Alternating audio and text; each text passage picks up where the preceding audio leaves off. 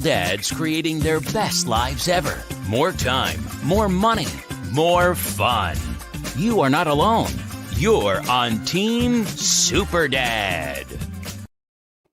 Welcome. It is great to have you all here. And as you can see, if you're watching the live, we are joined today by John Davies, a friend from America.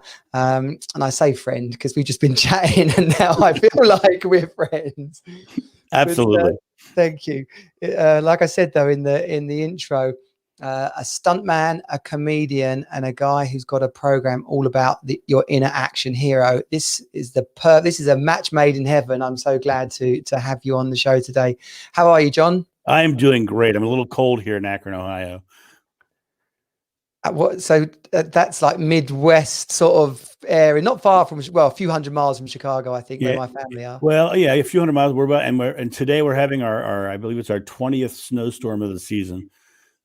Okay. So yeah, now, I know from Chicago they got the coldest snap and the most snow since 2005 or something. Which tomorrow we're supposed to have a low of -6 Fahrenheit. for our Celsius friends, that includes me. That just means really cold, basically. Right. Really, really cold. That means I'm staying inside tomorrow. Blimey. Well, it's you can hardly call the snow we've had in the UK any comparison, but it is a little bit of snow outside, so that's nice to have.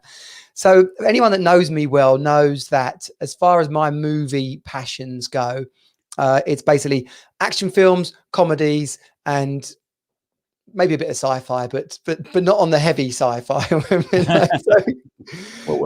No rom-coms. What are you talking about? Oh yeah, rom-coms. Yeah, totally. That goes fully in there. Basically, safe. I like to get to the end of the movie and be smiling. Basically, there you go. As long as you're smiling at the end, right? Yeah, absolutely. Feel good. Disney kind of happy ending. Live happily ever after. John Hughes. Obviously, I'm a child of the 80s, so definitely no horror films. But I'm not a horror film person either. I find they get lazy on their scripting myself. It just scares me, basically. Right.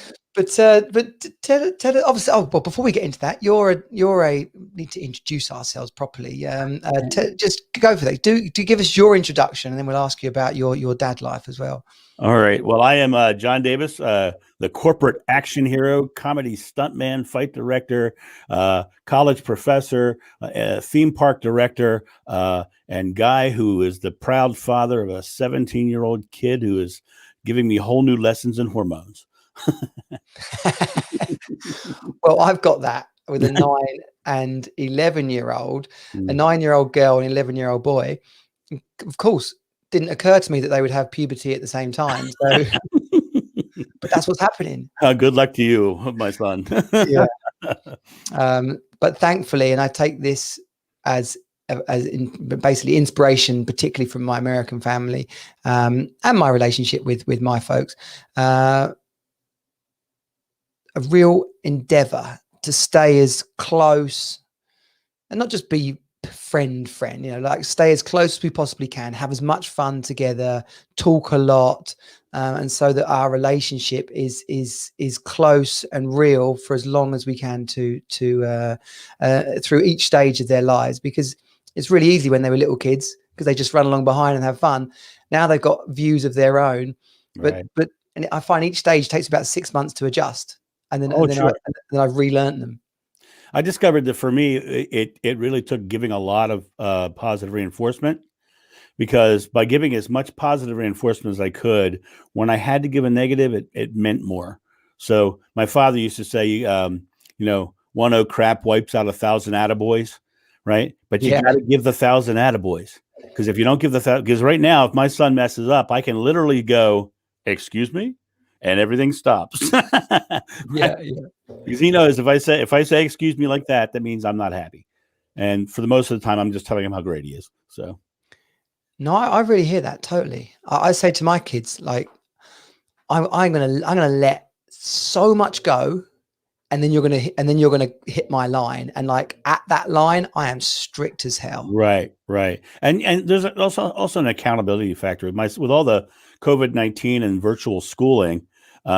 I found that I had to look at his schooling from the aspect of, I need to make sure he's on top of this. So I go into his online classes and I look at his grades and what he's doing and what he has and hasn't done. Yeah. I stay right on top of it. And I tell him flat out, I said, I'm doing this. I need you to know that I'm here to make sure that you get this right. And Yeah. he's totally appreciative. We totally have open communication about that. And it's funny because me, I'm a theater dad. I'm an actor. I'm a very artistic person. He is a complete engineer-minded person with extreme skills in mathematics. And it's at a point now where he actually mocks me for my bad math. So we have a great kind of fun relationship back and forth. That's brilliant. You're like the yin and the yang. That must be you'll be great on a desert island or something like that. Yeah, right. Exactly. Before we get into all the other stuff, I just touching on your marriage life, John. How many times have you been married? Well, they call me Triple X because I have 3 of them. Right. And don't get me wrong, that's not a bad thing. I learned a lot in those marriages. One of the things that I learned, and in every one of them, was that I need to make sure that I remain who I am rather than giving myself up for somebody else. And when I was going in, and they would have great expectations, it's a matter of, loving unconditionally or conditionally. I was loving unconditionally, and they had a lot of conditions. And so in the end of those relationships, I'm actually better off now, because after all 3 of those, I'm now a much more rounded person. And if I ever get into another relationship again, which I'm not looking for that, but I'm going to make sure that the whoever I get involved with loves me for me rather than what they want me to be. Yeah. And I know for myself, I have quite a poor track record in terms of success. So I now have a fairly committed committee of people who I've had to promise that they will be allowed to vet any future serious relationship. That's good. That's good that you've got that firewall there to protect you. Yeah. The virus. Yeah. But here's a good question for you: is and you can tell me to naff off if you want, but was there a point in those marriages where you feel like you could have left sooner and it would have been better for you? Oh yeah. My last marriage was a very interesting one. I discovered very quickly that I was literally just being used for my skills. In fact, she used to tell people, they'd say, well, what's your husband like? And she would say, he's useful. Right. And I was taking care of her mentally ill aunt, and I was doing that while she was on the road working. Right. And so it turned out that I was literally just the one who was picking up the slack for her. And that went on for 5 years. Yeah. And I could have easily left that. My first wife, she was severely bipolar, and I'm one of those guys that when I speak that oath, I mean it, and I'm going to stick with it. And so we were going through some very serious mental issues, and I was in it for the long haul, no matter what, because my word is good. And when she left me, I was like, oh, thank God, I don't have to do that anymore. Yeah. And my second wife, the one who is the mother of my child, if I was going to say anything, she was the love of that part of my life for many, many years. We were together for a long time. And she had some things where in her past, she had some control issues. And so there was a lot of controlling issues that made her constantly look for reinforcement. And she would mistake reinforcement for what's infatuation. So she would look outside the marriage and find things to be infatuated about. And so being in that one for as long as I was, I could have seen some of that. Both of us by the end of that marriage were very depressed. Yeah. And that's a healthy awareness to have. And I, when I'm working with dads, and I'm really just sharing my experience, and it's okay that a marriage Of course, we gave our vows, and of course, it's important to be committed to them. But I've come to realize as well that it's okay to consider that when that chapter reaches its end, it's okay to close the book, to move on to the next chapter. You said it perfectly. We are all writing the book of our life, and the books are always filled with chapters. And the issue is we get to decide whether we're writing a comedy, a tragedy, an adventure story. We get to look at that and decide what we're creating into our experience. The thing is when you close a chapter, your next chapter starts a new idea and a new direction. And if your past wasn't a good chapter, it's time to rewrite it towards a positive direction. And when you look at it from a scientific mindset sort of situation, your past is just snapshots of present moment memories, right? And your future is just a place where you set goals for your next present moment. But your present moment is the only moment you're truly experiencing. It's the only moment that you're truly active. I mean, you can't go to the store next Thursday right now, and you can't go to the store last Thursday right now. You can only go to the store right now. So it's best to make this present moment the best it can be. The issue that I see is that people sit in their present moment and they're focused on getting to somewhere else. And the reality of it is that outcome that they're trying to get to that's over there you don't get to it. It comes to you dependent upon what you do here and now. It's moving towards you, you're not moving towards it. And so you need to make sure you're making small, successful present moments. So then those moments can stack behind you and create these successful moments behind you. And then that future can come to you because that present moment is the only one you have to create anything. Yeah, that's a really beautiful picture. Small, consistent actions building towards the future you want to achieve. Right. And I know from those relationship situations that to fall in love and to be in love and to have a child and to grow that family and to be in those goals together is brilliant. But when it's time, if you're not aligned anymore, then don't drag each other down for 5 years. Right. Well, and I was raised Catholic, and and I'm no longer Catholic. I consider myself spiritual, not religious. But my mother, she was so Catholic, she had her master's degree in liturgy and was head of liturgical doctrine at our church. And she was in a marriage that, spawned 7 children. Thank God I was number 6, right? And at the end of her life, she was depressed. She wasn't happy. And I was talking to her one day. She said, if I wasn't Catholic, I would have divorced him years ago. Now I'm grateful she didn't divorce him before I was born, but what a terrible way to live her life. Yeah, true. And someone for myself as well. I brought up a Christian, consider myself now also spiritual. I have a Christian based faith. Right. I'm all okay with God. I'm okay with Jesus being around. Some of the Old Testament I find a little bit questionable, but I don't see inside of the Bible or any religion where it says you must suffer. Right. And like we are on this planet to have a blessed experience. And I think too much of it got caught up in what suited society at a time, and stay together and don't be on your own and don't be a woman who's got kids with no husband. Like, thankfully, we're not in those times anymore. Absolutely. Jesus, the Gospel John says God is love. It didn't say God is fearful judgment. He said God is love, right? God is waking up miserable and going to bed miserable. And interestingly enough, if you look at what Jesus actually said, he said, it is your faith that heals you. And he washed his disciples' feet to show that he was no better than them. He says, greater works than I have done, you will do. Now, here's the thing that I always throw out when I talk spirituality and creating something new into your life. Jesus said, whatever you ask in God's name is granted. But if you jump back in the Old Testament, you listen to what Moses said after he talked to the burning bush. The burning bush, when he said, what's your name? The burning bush said, I am. So whatever you're saying after I am is asking God in his name for something. Yeah. So I live my life going, I am blank. What am I going to put after that?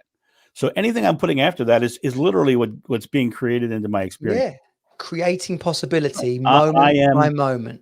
Now, here's the when I'm coaching someone, here's the interesting part is I take words out of their vocabulary, and the main words I take out are wanting, needing, hoping, and trying, because those words are completely inactive present moment words, right? Yeah. If you're asking, I am wanting, then God is going to lovingly give you wanting.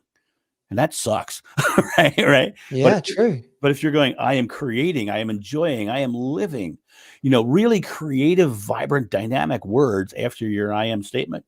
Wow. Yeah. What a great life you're going to live. And I'm proof of it. I mean, I have been in 30 countries around the world. I laid in the sarcophagus of the Great Pyramid of Giza. I climbed Machu Picchu. I climbed Mount Sinai. I swam in the blue lagoons of Iceland. I've been all over the world and done everything I've ever wanted to do strictly because I said, I am going to do it. Right now, can I throw a big story at you? Yeah, cool. 1 second. Let me just say hi to the people that are messaging on the stuff. Thank you, Mark. We can see there, Mark's going in. Hi, guys. Another one here, no name, but if you click on the streamyard.com/Facebook, you will get your name shown in lights on the Team Superdad podcast. If you're watching on the replay, well, you can see that. If you're listening on the podcast, then you just can't see nothing. I hope you're not you're driving or something or cooking dinner, but it's great to have you all here. Feel free to share, like, comment, and spread the love across your socials for Team Superdad. Thank you. Yes, John. Tell us your big adventure. Well, because there's so much to get into, right? Right. Well, stuntman, comedian, the flipping, the people you must know, the place you've been. So brilliant. I can't wait to hear some of this. Go for it. I want to tell this story because this story was the impetus for me doing all I did. Oh, okay. Brilliant. Okay. So when I was 22 years old, I wanted to be a stuntman. It was my goal. I wanted to be a stuntman, and I was doing stage combat, and I was doing, sword fights at Renaissance festivals, and I was strong as an ox and just as buff as could possibly be. And what sort of year are we talking? 22. So I'm 56 right now. You do the math. My son would do it for you, but he's not here. So you were born like 60s, 63, something like that, 66. Yeah. So early 80s, you were starting out on your acting career. That's pretty much, yeah.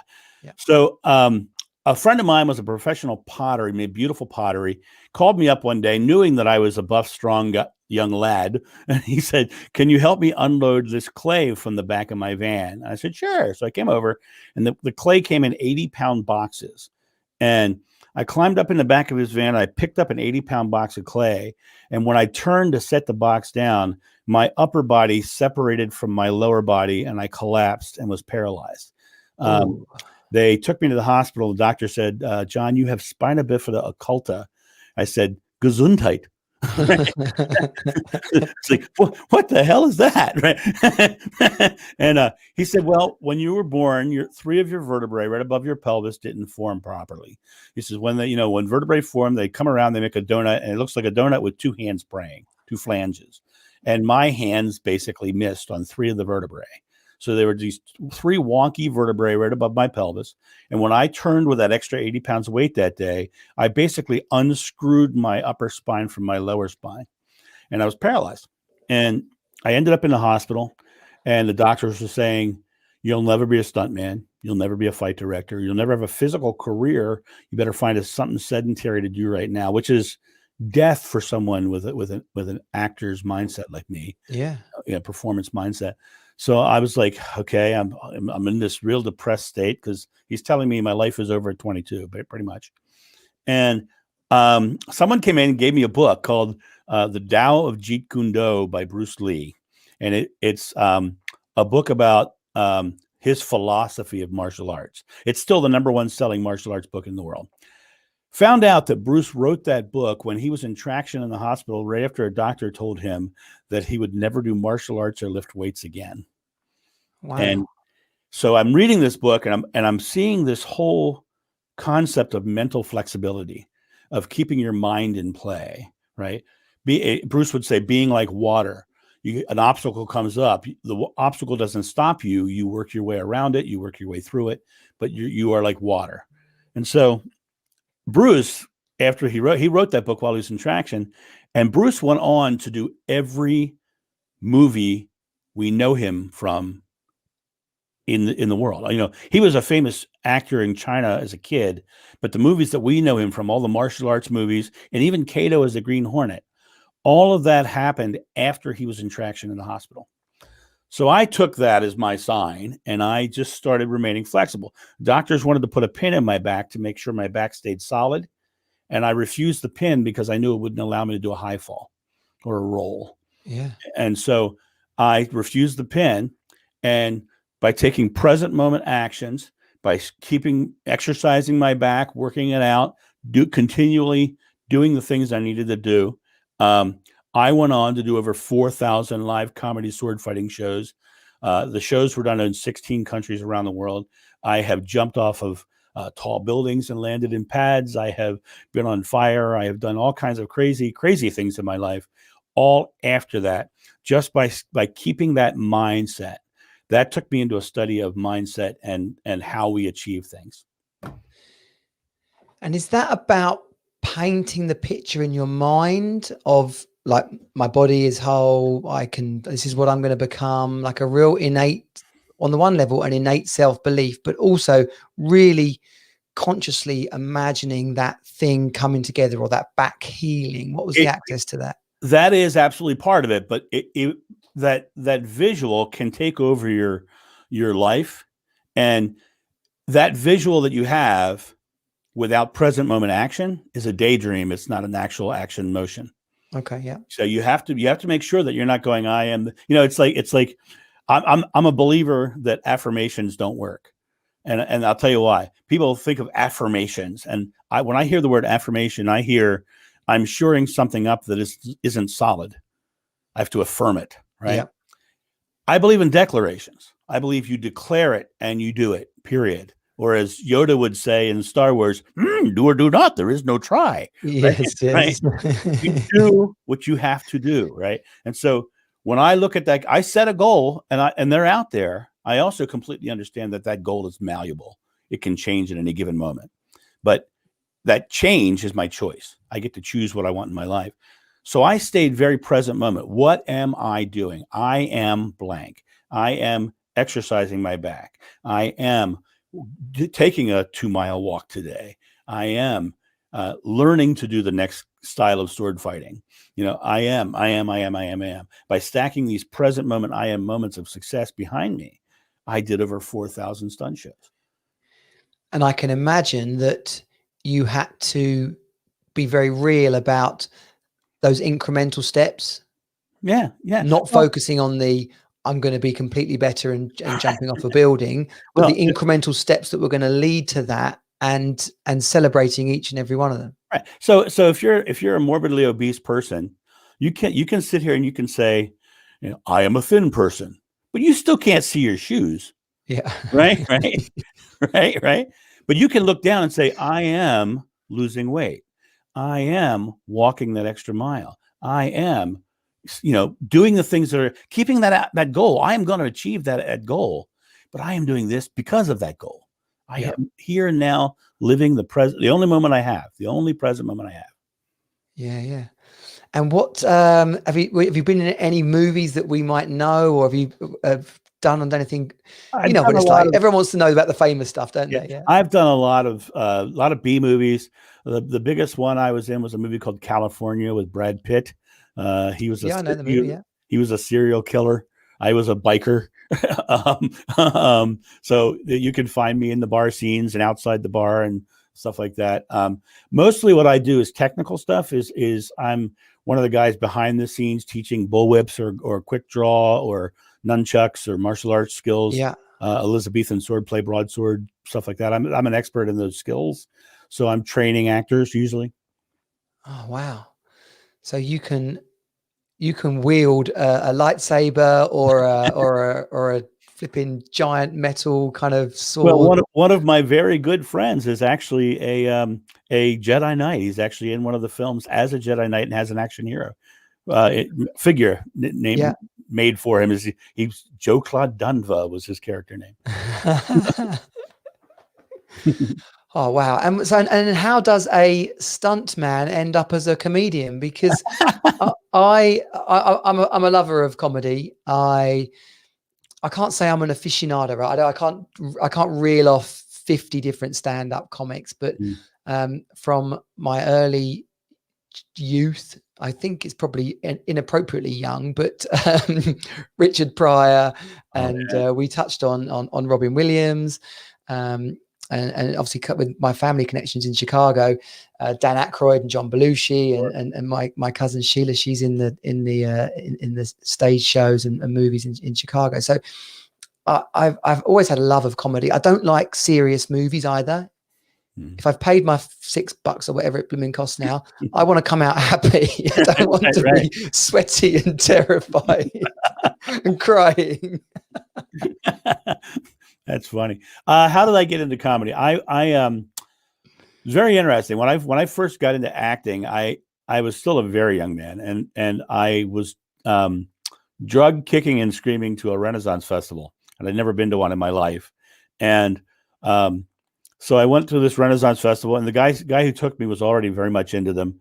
And he said, well, we're going to go, but you're going to wear a costume. I was like, what? And he put me in a costume, and I went to the festival, and I was walking around all day, and people were taking my picture because he put me in like full chainmail with a Viking helmet. Right. So, and I'm a 6'1". At that point I was 250 and muscular. Yeah. So I look like a film Viking. Yeah. And I looked the part. Right. Well, all day long, I was this big, intimidating character. And I started realizing that I could be a big, intimidating character, or I can be just a goofy, funny guy.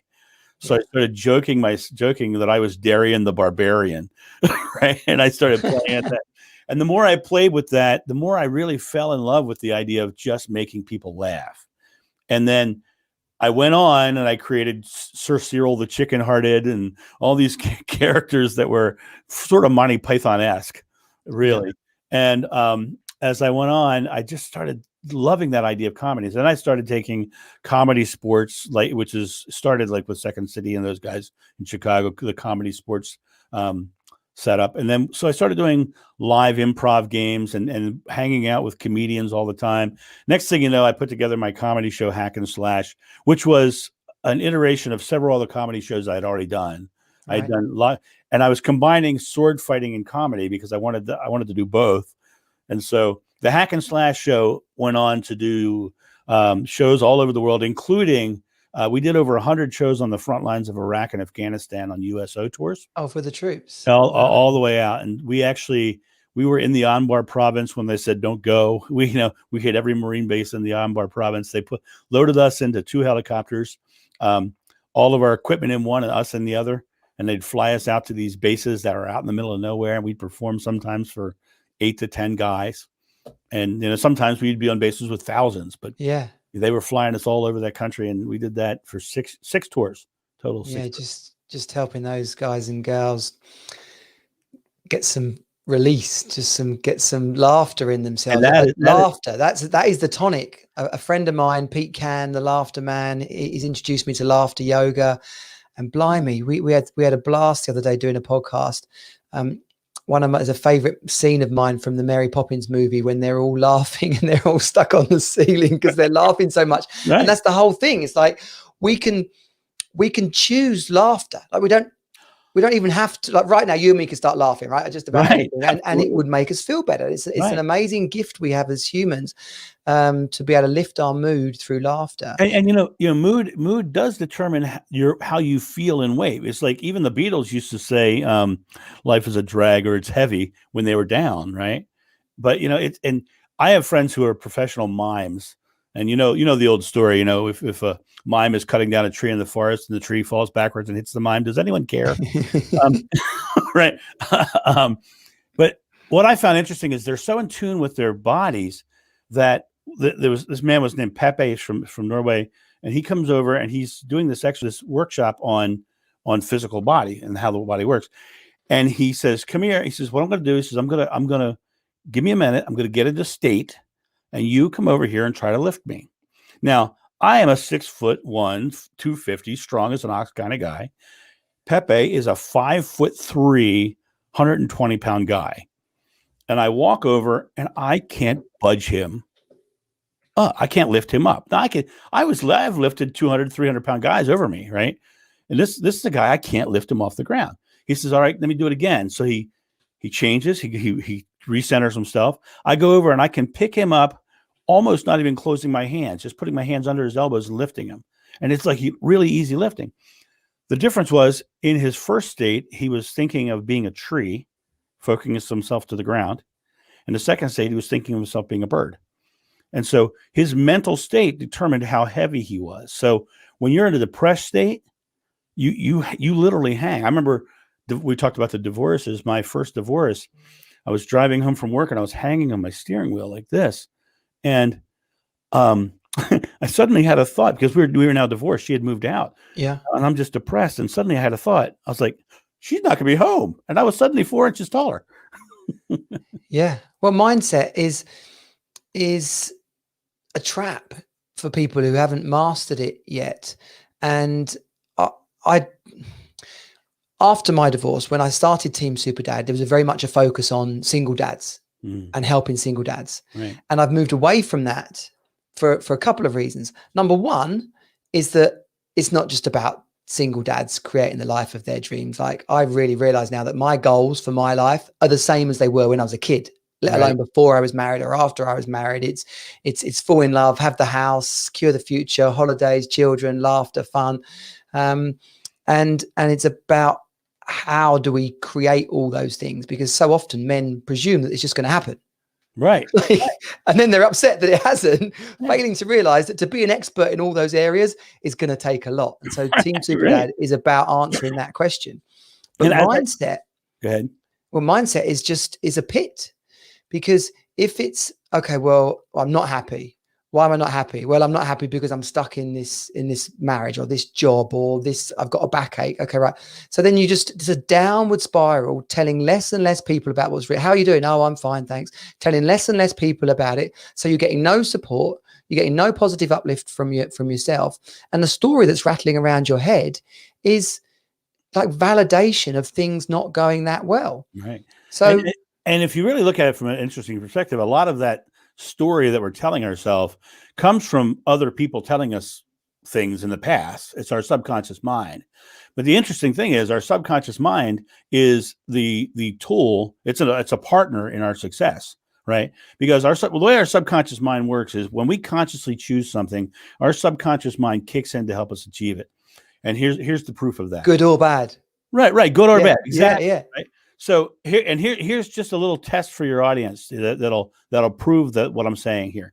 You know, if you've ever bought a car and you've chose what kind of car you wanted to buy, or any big item, any item that you wanted to buy, you know, did you notice that after you chose it and before you bought it, that you started seeing that thing everywhere? That car you drive down the road and there's one of those cars and there's one of those. Yeah, of course. Yeah. Because your subconscious mind is kicking into what your conscious mind is creating, right? Now, if your subconscious mind is mired back here with, parents who told you couldn't because of their own depression era thought pattern, right? And all these things, what's happening is there's a mire behind you and your mindset gets stuck in the I can'ts. And, we talked a little bit earlier about Christianity. Jesus said, be born again. He didn't mean, anything but set down your past junk. Stay in your present moment and start something new, right? So, I live in Akron, Ohio, which is a 30-minute drive to Cleveland, Ohio. If I commuted to work every day, I would probably pass 1,000 cars on the road. And every day I might see an accident off to the side of the road. But tonight on the news, there's going to be an accident on the news because it's the anomaly. Right? What should be on the news is that 999 cars made it safely to their destination without a problem. That's miraculous, right? So our world is predominantly positive. It's just a matter of what you're focused on.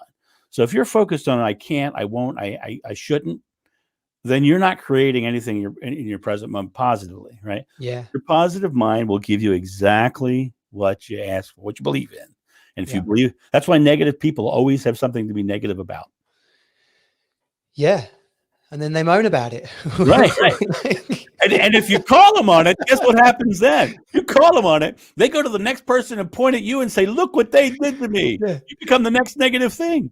He wouldn't even let me be miserable. Right. Doesn't he know what he does? They wouldn't let me be miserable. That's funny. No, it is so true though. It So is. true. It is. And I did a post the other day just about owning our language. So I've just contributed to this book called Being Fine, Oh, and it's 18 short stories by men, their experience of hitting rock bottom and bouncing back. mm-hmm. And the premise of the book being called Being Fine is, how are you? I'm fine. Right. Not really being fine at all. And that is mindset as well. People need to catch themselves, because if it's a constant lie, I'm fine, but I'm not really fine, then you're associating being fine with misery, right, with complete lack, with right. with unhappiness, with scarcity. George, and that's how suicide happens. the comedian George Carlin had a whole bit on the word fine. Oh, really? Yeah, he said, how are you? Fine. No, you're not. He says, fine is a soft kind of flabby word. I'm fine. How's your hair? Fine. Oh, I'm going to find that. What was the comedian called? George Carlin. He's long since dead, but I know it's bound to be on YouTube. Everything's on YouTube. Yeah. He's the guy who did the 7 words you can't say on TV or radio. His whole bit on that too. Oh, okay. He says it at high speed. I'm not going to say it on your show. Well, we do on the Friday. We do the wrap up. Okay. The wrap up is full of. It definitely has the E on iTunes. It's full of swear words. So we're okay. Oh yeah, old comedians and stuff. I love watching comedy.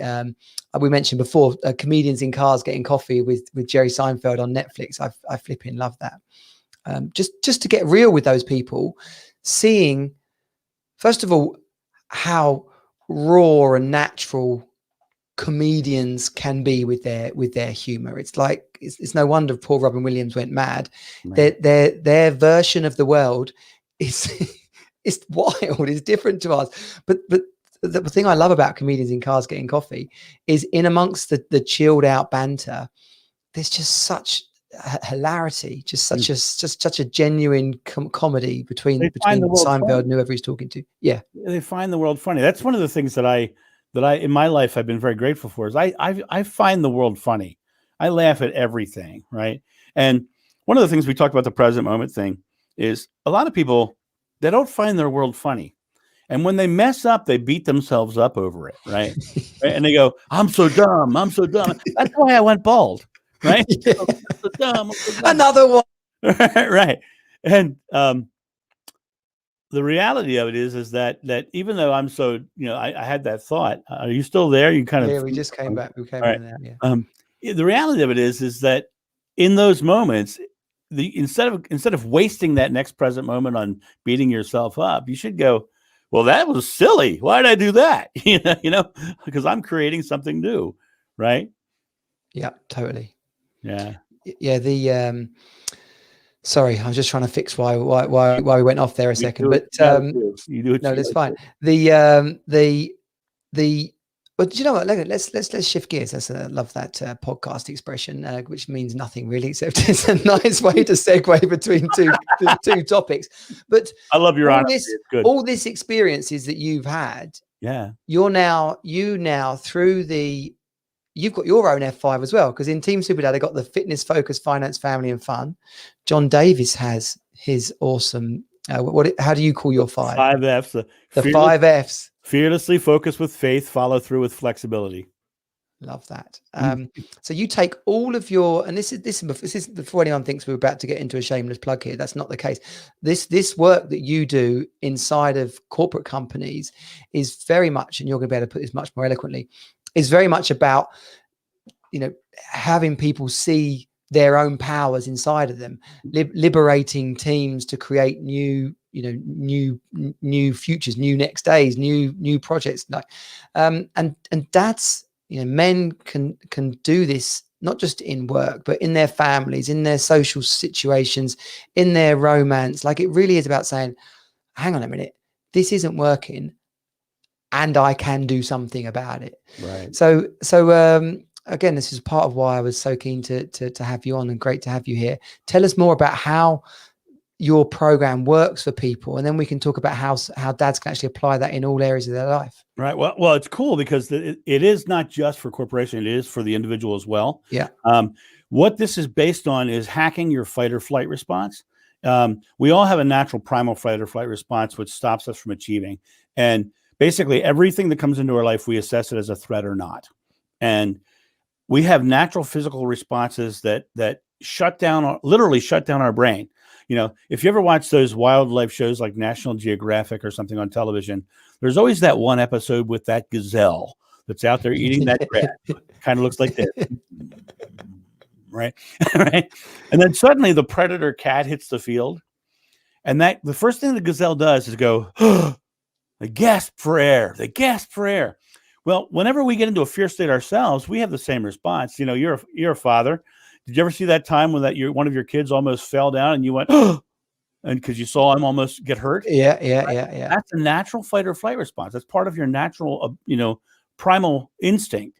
And what's interesting is most people think when they're in a fear state, they can't breathe. They actually say it. I can't breathe. I can't breathe. Well, it's not that they can't breathe. It says their body is reserving air. Their lungs are full. And the reason their lungs are full is because they've taken a big gasp of air so that they can run further and faster. But if you take an actor and you put that actor on stage and they forget all their lines and they have that fear moment of, oh my God, what am I going to say now? They're literally trained to exhale and relax all their muscles. And what it does is it shuts off the primal response and turns the brain back on. All their lines come rushing right back into their head because the lines are already there. But the thing is, it's a matter of shutting off that response. So in fearlessness, when I was talking to the soldiers on the front line, getting ready to go out and get shot at, I said, how do you go into a situation like that? And they say, well, we have to first set our fear aside. So they've learned how to compartmentalize their fear. And then they say, then I focus on my objective, what I'm trying to get done, right? When you're talking to a stuntman, he's standing on top of a 5-story building, getting ready to jump. He's not thinking about getting hurt. He's not thinking about the jump. He's thinking about where he's going to land. Yes. The bag. He's looking at the pad going, that's where I'm going, right? That's what you're focused on, right?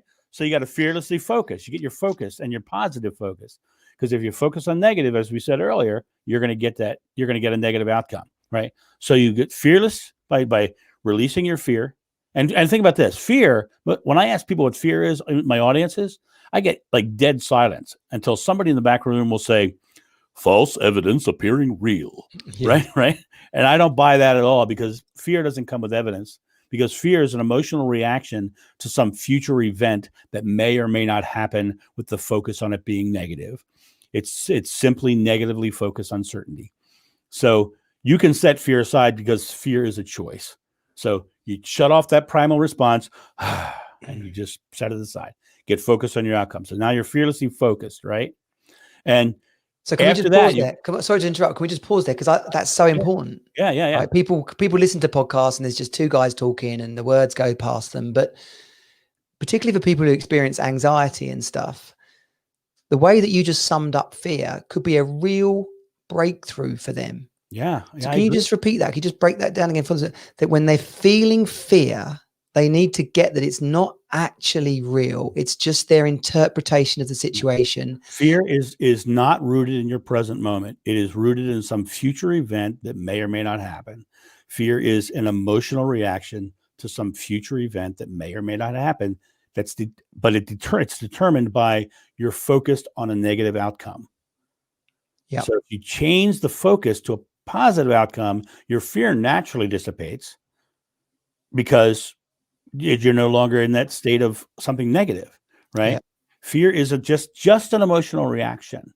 And so, and to encapsulate it even smaller, it's just negatively focused uncertainty. Yes. I'm uncertain about what's happening and I think it's going to be bad, but as Shakespeare said, there is nothing good nor bad, but thinking makes it so. Good old Will. He knew it. He's a self-help guru. Well, he also said one of the quotes that gets bypassed a lot that I love in Hamlet, when Claudius is praying and lamenting over the fact that he killed his brother, he says, words without thoughts never to heaven go. So what you're saying, you've got to believe it. Which brings us to the third of the 5 F's. Aren't I slick? You are, right? You are. Right? The third of the 5 F's is faith, belief, confidence. You have to believe it. Because if you're not believing what you're saying and doing and thinking, then you're not creating. Because as Jesus said, it's your faith that heals you. It's your belief. He also said, Jesus is a pretty amazing guy, but Buddha also said, what you think you become, you create your world, right? Yeah. So you're creating your experience. But Jesus said, if you have faith as small as a mustard seed, you can ask a mountain to move, and it will move. Nothing will be impossible for you. But so it is literally about your belief.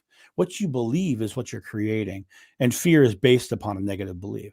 So we got fearlessly focused with faith. The next one's one of the harder ones.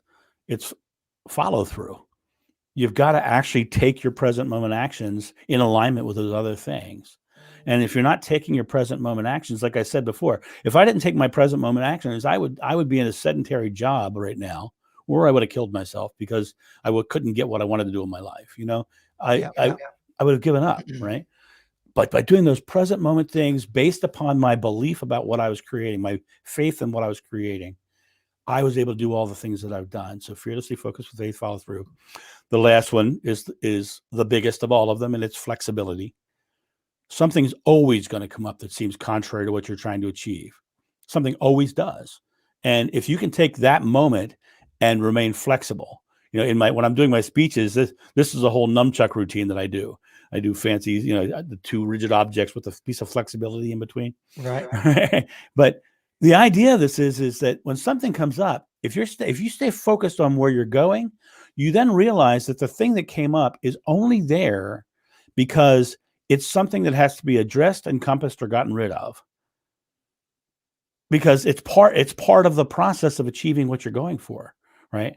So the reason it came up is because your subconscious mind said, hey, you got to deal with this to get that.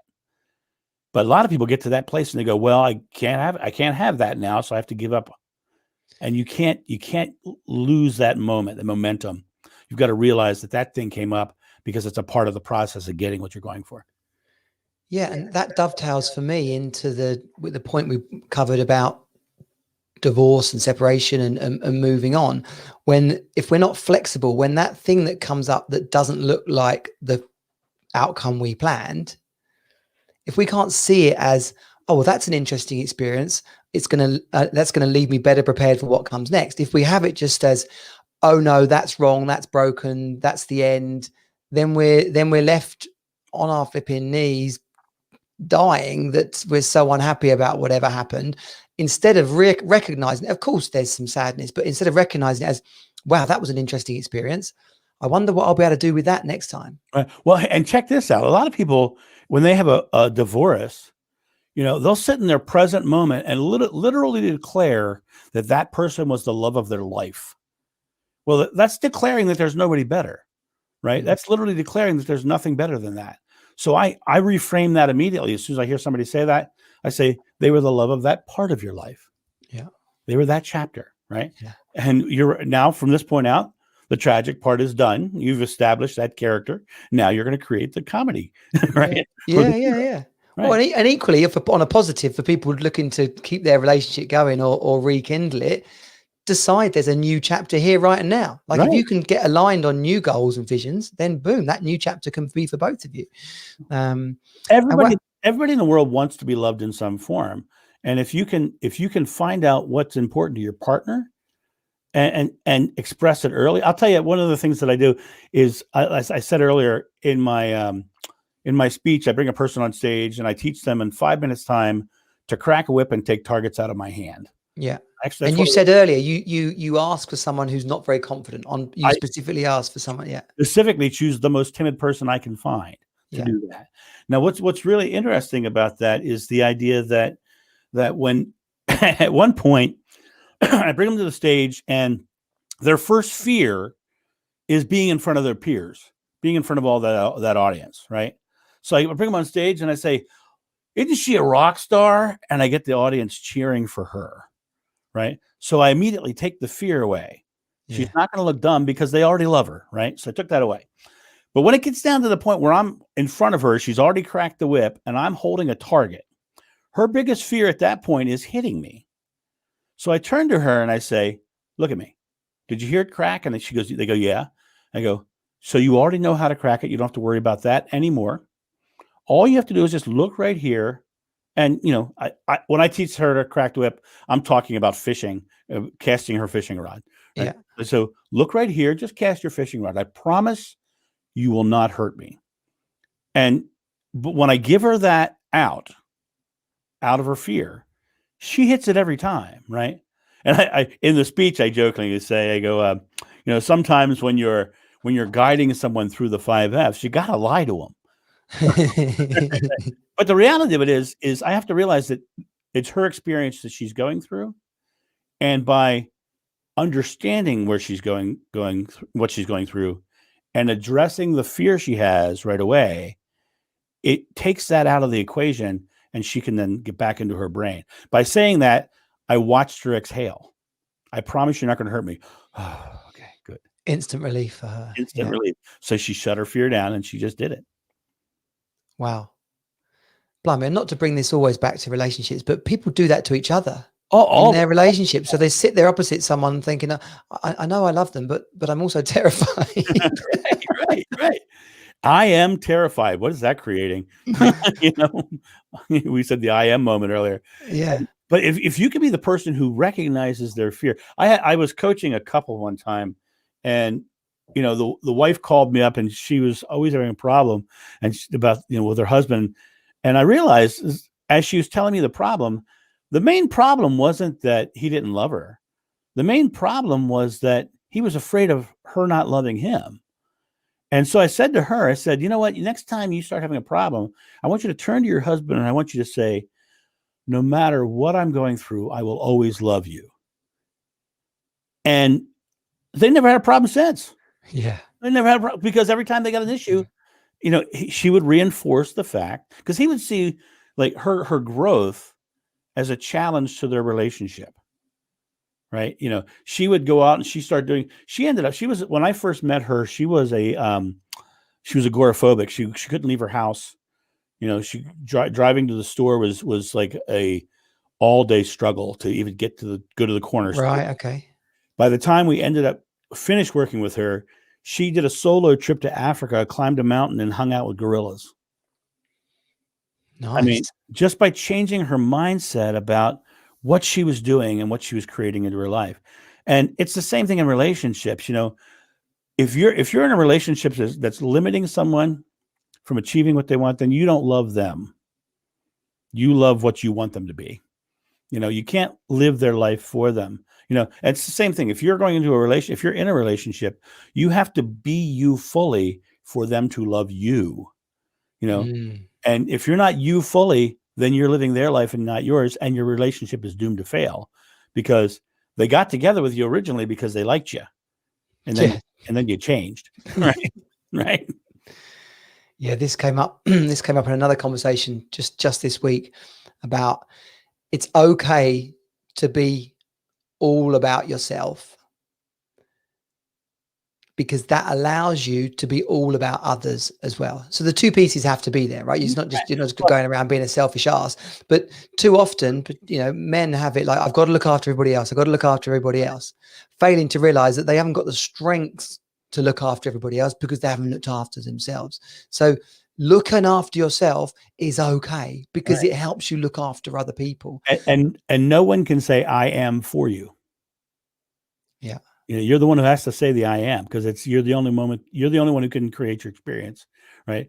I recently did an interview with a lady who was a diversity and inclusion speaker. And I was telling her the story of driving home from the beach one time. I was driving back to Ohio from the East Coast, and I pulled over at a rest stop on the side of the road, and there were these two black men standing over in the shade. And I was driving my Jeep I have a Jeep that has a lift kit and big tires and the whole bit. And I'm a big burly white guy with a beard, right? And I come around the parking lot and I see the shaded spot. I'm like, I'm going to park in the shade because I have the top off.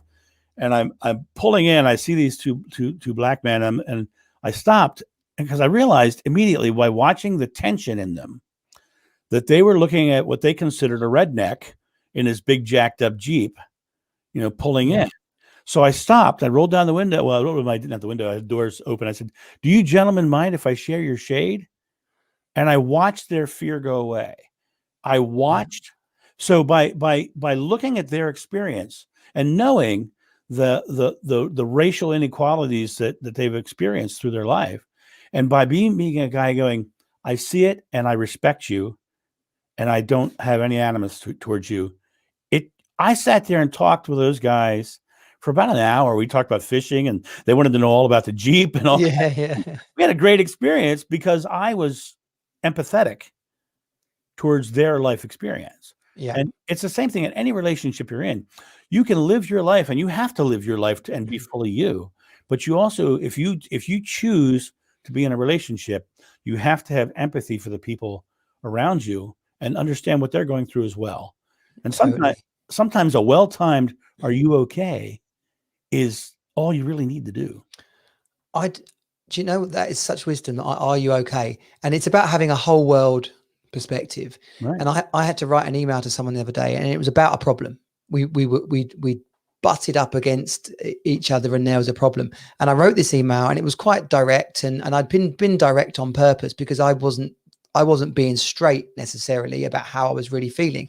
So I got all of it out, and then I reread it and polished it up a little bit, and then I changed the subject to "Are you okay?" It's huge.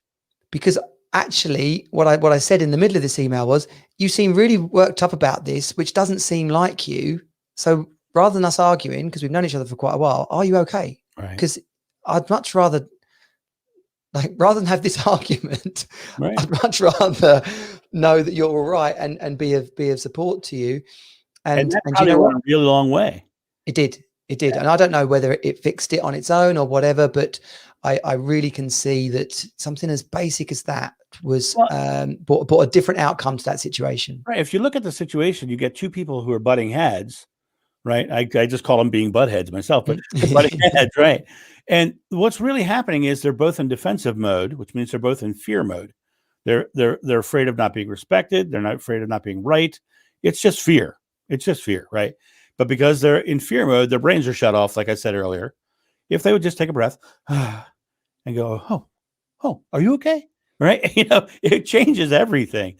It's interesting. I have a theory, and I don't know if I'm right or wrong, but it's a theory that I like to work with, that addiction is people looking for just being okay. Because if you watch like a drinker, they'll get their drink, right? And they'll go, and allow themselves to exhale.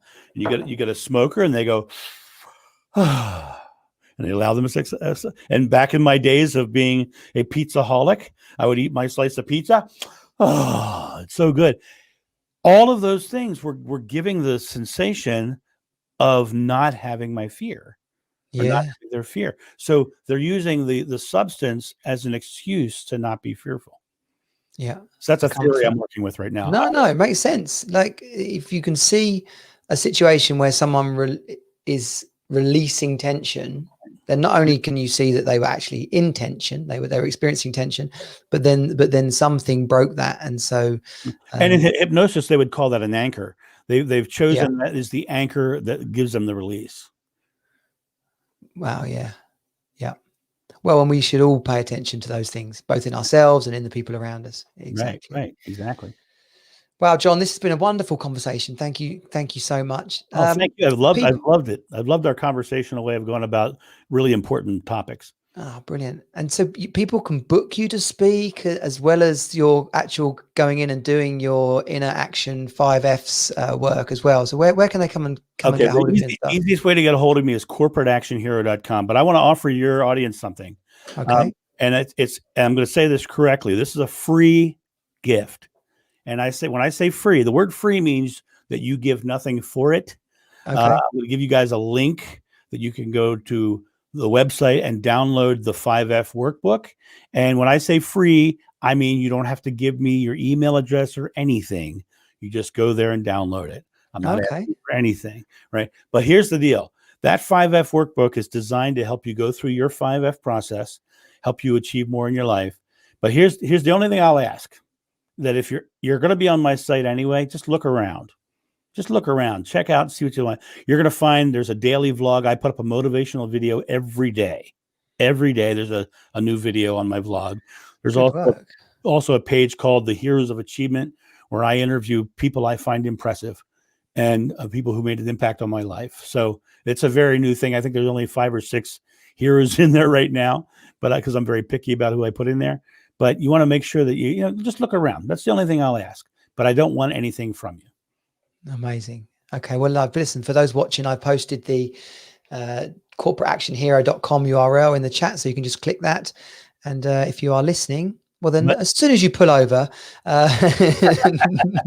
or put down that sharp knife, you can go and visit Corporate Action Hero. I will have to make sure you get the free gift link separately, because it is a separate link. You can't find it on my webpage. It's actually hidden just for you guys. Oh, okay. I'll send it to you in just a second here. Let me get it for you. I got it here, John. You got it? Yeah, okay. Yeah. Free gift HTML or something like that. Free _ gift, I think. So for those watching, there it is. In fact, you might want to go to the teamsuperdad.com, to the blog, or to the Facebook page, Team Superdad. But it is corporateactionhero.com /free -gift -page.html.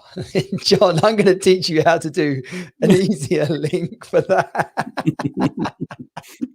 Well, you want to just go /free. Yeah. Oh, that's good. Or /gift. Okay, I like the free. Yeah, we'll work on that when we say goodbye in a second. But that's absolutely brilliant. And there's listen, if you search John Davies and Corporate Action Hero, there is his content all over the web. So you search Corporate Action Hero, you're going to get 3 or 4 pages of Google on me. Exactly. I've had a look. It's all there. It's all good stuff. So John, thanks again so much. I'm going to say goodbye to the Team Superdad crew. Goodbye to you, sir. Thank you. It's been an absolute pleasure. I had a great deal of fun. I hope we can do it again sometime. Yeah, absolutely brilliant. And for the Team Superdad gang, I will see you next time. Team Superdad out. This has been Team Superdad. Find us at teamsuperdad.com. Join the program and create the best life ever for you and your children. You are not alone. You're on Team Superdad.